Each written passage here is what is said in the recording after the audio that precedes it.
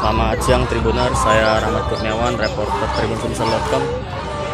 Saat ini melaporkan dari depan kantor DPRD Sumsel, tepatnya ini menjadi titik lokasi aksi unjuk rasa mahasiswa UIN Raden Fatah yang hari ini melaksanakan aksi unjuk rasa menolak kenaikan harga BBM yang telah ditetapkan pemerintah sejak tanggal 3 September kemarin Tribuners. Nah, ini sekarang mahasiswa yang melakukan aksi unjuk rasa telah tiba di lokasi dan saat ini dikawal oleh lokasi sudah dijaga oleh kepolisian.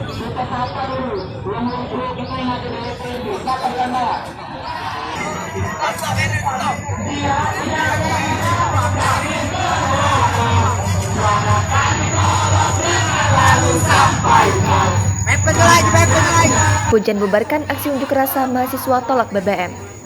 Aksi unjuk rasa tolak kenaikan harga BBM oleh Aliansi Mahasiswa UIN Raden Fatah Palembang berakhir saat hujan mulai mengguyur di tengah orasi dan penyampaian aspirasi kepada DPRD Sumsel pada Senin 5 September 2022. Hujan mulai mengguyur sekitar pukul 12.14 waktu Indonesia Barat dan mahasiswa pun mulai meninggalkan lokasi saat aspirasi ditandatangani DPRD Sumsel. Situasi dan kondisi aman sampai aksi unjuk rasa selesai.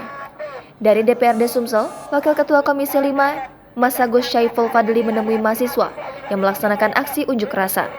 Adapun 5 tuntutan dari Aliansi Mahasiswa UIN Raden Fatah yang datang berunjuk rasa pada hari ini diantaranya menolak kenaikan harga BBM yang berefek domino kepada ekonomi rakyat, mengecam inkonsistensi pemerintah terhadap kebijakan subsidi BBM, meminta pemerintah mengevaluasi kinerja BPH Migas dalam penyaluran BBM, menindak tegas penyelewengan BBM karena pembekakan terjadi akibat penyaluran yang tidak tepat sasaran, dan meminta transparansi kuota BBM subsidi kepada masyarakat agar tidak mengalami missubsidi BBM. Jangan lupa subscribe, share, komen, dan like ya!